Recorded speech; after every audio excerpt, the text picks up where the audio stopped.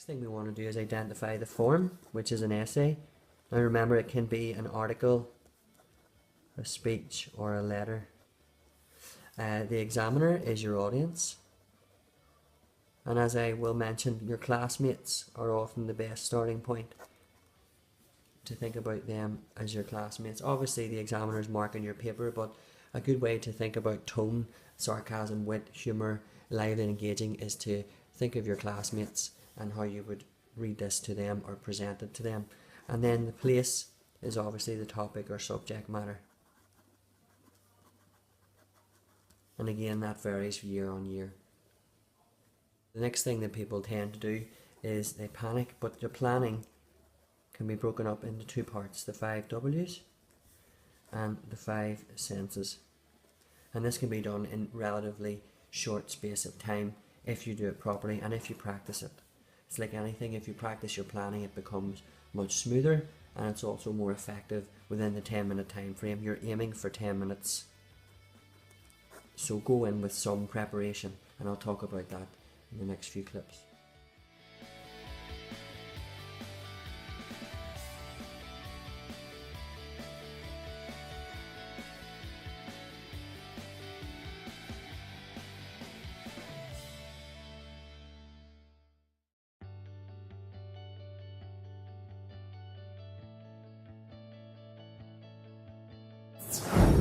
Okay, so once you've got your plan together, this will create a natural flow or structure in your essay.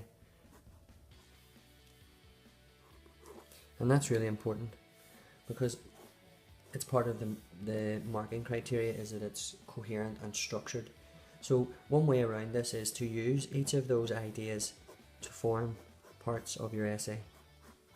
Now this here is the main body,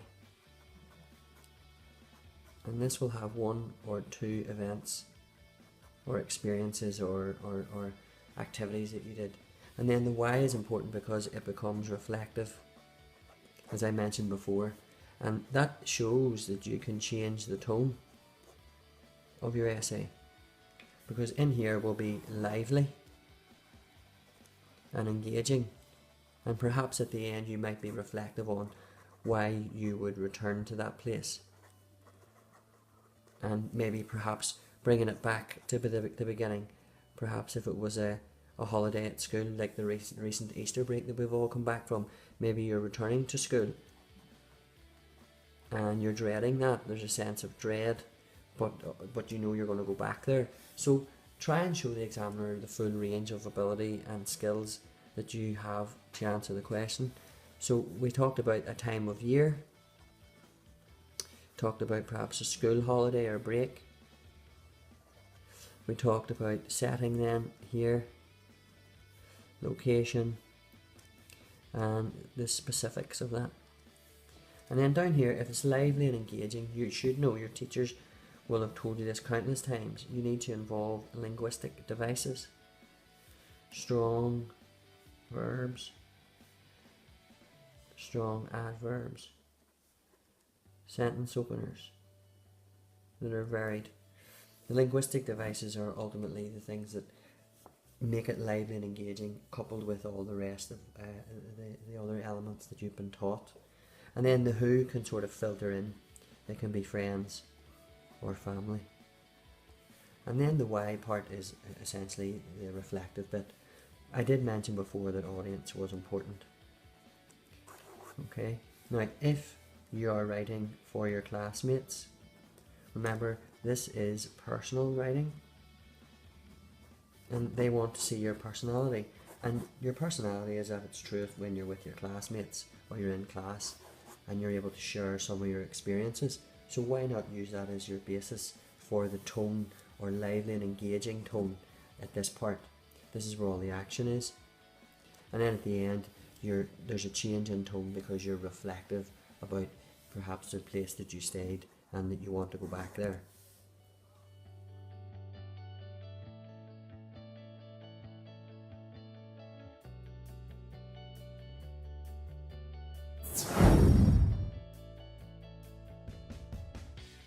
The other thing you can add in then, and this will be added into, remember earlier I said about the what being the events, or the key events. This will enhance the what, which is essentially what you're marked on.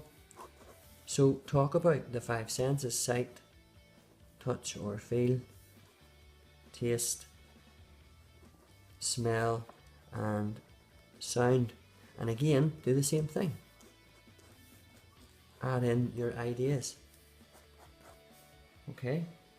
And once you've done that, the what part, or the main body, has some more elements of sensory imagery automatically built in.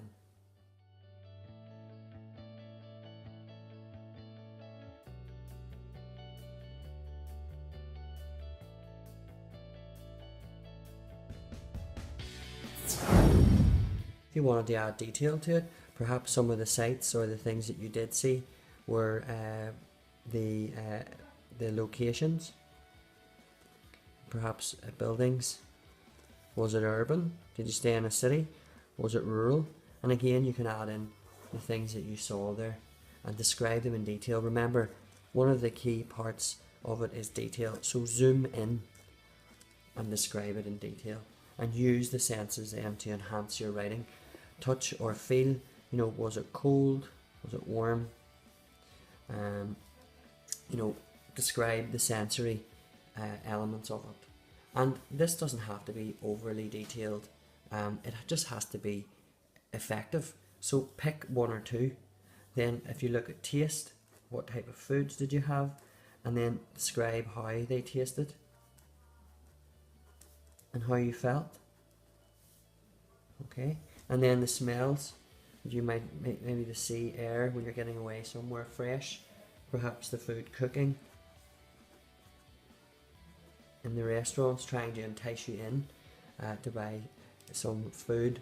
And then the sounds, or on your holiday, perhaps people laughing on the beach, the waves crashing.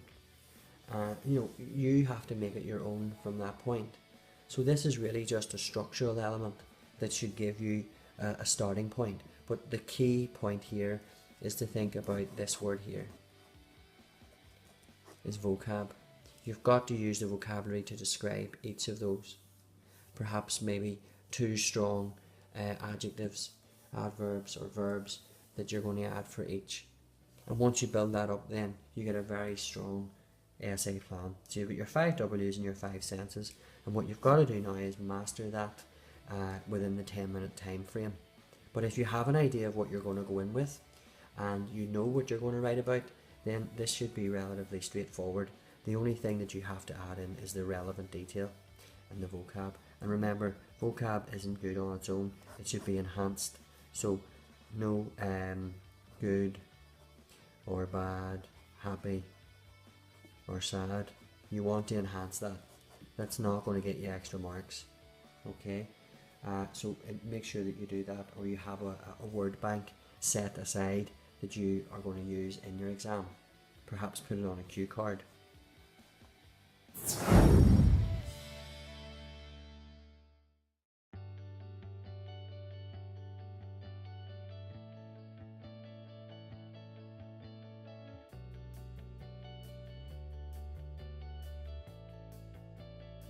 Okay, so the next thing is the dreaded introduction. How do I begin?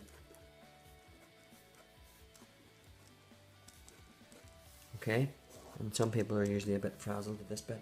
So what you do is you have to think about your creative writing that you studied earlier. It's important to grab and hook the reader. And how do you do that? Well, make it lively and engaging. Think about what you're going to include. Include short, short, long, long, short sentence variation. Practice it. Use the rule of 3. Your 3 adjectives. Use repetition or alliteration. And lastly, use rhetorical question. Finish on a question, perhaps in your introduction. So go in with an idea of what you're going to include, or what you think would enhance your opening, because the introduction is the first thing the examiner reads, and it's got to grab and hook them. And that's what the key component of any good piece of writing is, that it engages, it's lively and engaging. And the other thing is, it must sustain the reader's attention, and that is how these devices feed into that.